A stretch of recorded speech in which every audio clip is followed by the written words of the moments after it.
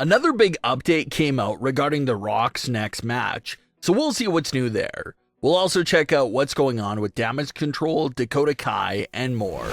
Starting things off with the latest information and updates on The Rock's WWE future. The Rock said goodbye to WWE on the Raw after WrestleMania 40, but made it extremely clear that it wasn't a final farewell. He told Cody Rhodes he will be back for him and how he wants to hold that WWE title one more time. So that segment confirmed that The Rock versus Cody Rhodes was happening in the future. But the only real mystery is the exact date and time of when this match will take place. Some fans wondered if it could take place at SummerSlam, WrestleMania 41, or even a different date. But according to reports, it's looking more and more likely that WrestleMania 41 is the date and location for The Rock and Cody Rhodes' highly anticipated singles match. The new reports also claim that The Rock is allegedly very excited for the matchup and has even dropped some ideas for the match with Cody Rhodes. According to the report, one of The Rock's main ideas is for his match with Cody Rhodes to be a title versus title, champion versus champion match. Cody's undisputed WWE title going up against The Rock's People's Champion. The Rock first received the People's title during the 2024 WWE Hall of Fame ceremony from Muhammad Ali's wife herself. The Rock had a deep personal connection with Muhammad Ali, and Ali personally gave The Rock his blessing to use the People's Champion monkier, since Ali did have it first. The Rock was extremely grateful to have that permission and blessing from Muhammad Ali to use that nickname throughout his career. And now everything came full circle with Muhammad Ali's family presenting The Rock with the brand new WWE People's Champion.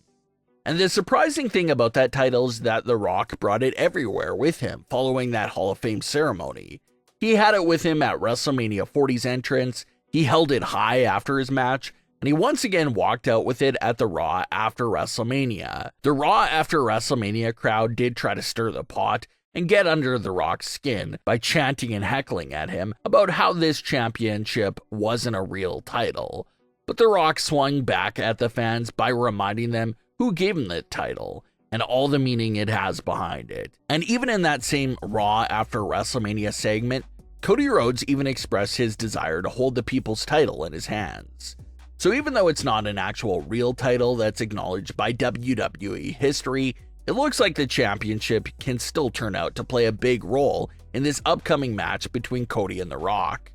With this match continuously being rumored to take place at WrestleMania 41, it looks like that means Cody Rhodes' WWE title reign is absolutely protected up until WrestleMania 41 itself.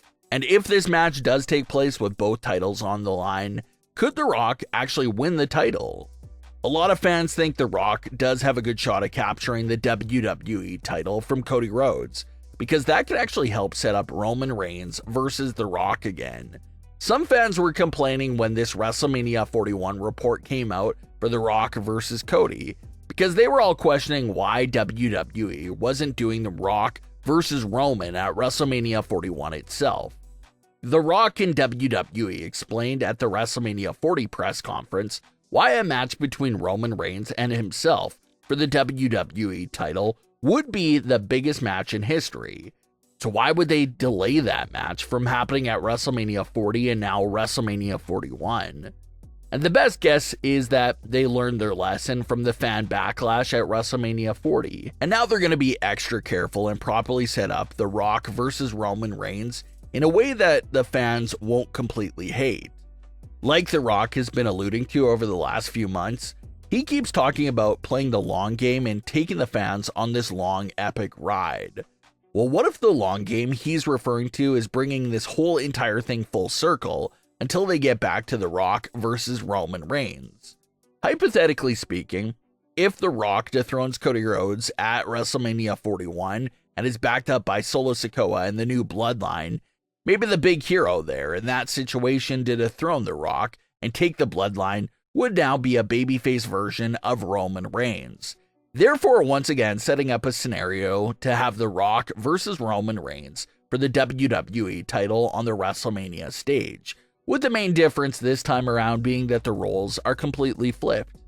With the WrestleMania 40 program, The Rock was supposed to be the babyface hero to save everyone from this monstrous reign of Roman Reigns. But in this potential WrestleMania 42 program, Roman Reigns is now the big hero that's trying to end a tyrant reign from The Rock and the rest of the family that's now gone mad. So a lot of fans are panicking about that fact that Roman Reigns versus The Rock isn't happening at WrestleMania 41. But it looks like there could be a chance for that match to happen at a later date if they end up going for a route like this. It looks like WWE is continuing to tease what's next for Becky Lynch after she gets past Liv Morgan.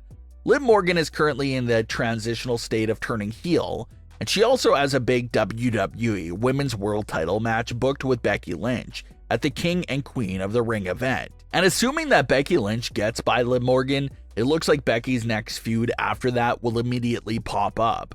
Damage CTRL briefly confronted Becky Lynch backstage at the WWE draft several years ago and reintroduced themselves to Becky when they were drafted back to Raw. And they followed that backstage confrontation up by interrupting Becky Lynch's Raw interview, talking about how Liv Morgan didn't really do anything to earn that title opportunity, and how they'll be waiting for Becky Lynch after she's done with Liv Morgan. Damage CTRL didn't clarify which one of the 4 members that'll actually throw at Becky Lynch, but any 4 of the women are capable challengers, especially with the outside interference and numbers advantage they'll have over Becky Lynch. Some fans think that if Becky versus Damage CTRL is starting back up again, then maybe it's possible that Becky will start to look for some backup help herself against the group as well. A big reoccurring theme we've seen over the last few years with Damage CTRL is that you just can't deal with them alone, or it's going to be a difficult challenger for you. Becky Lynch had Alexa and Bianca help the group back in 2022, and even most recently, Jade Cargill and Bianca Belair helped Bayley immensely with Damage CTRL. So if Becky's going to get back in it with them, it looks like Becky will have to find at least 2 big stars that are willing to help her with Damage CTRL. The other situation with Becky Lynch that hasn't really been confirmed yet is her contract status. Becky's contract was originally set to expire around late May, early June, but everyone basically assumed that Becky Lynch signed a new contract when she recently won the Women's World Title.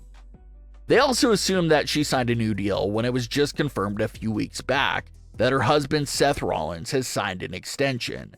But strangely enough, there's still no solid confirmation on a new deal for Becky Lynch.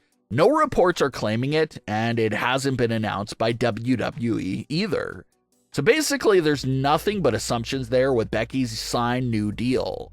Hopefully some solid confirmation comes out there in the coming weeks. But what are your thoughts on today's stories? Leave your comments below. Don't forget to subscribe with all notifications on, and leave a like if you enjoyed. Thanks for watching, guys.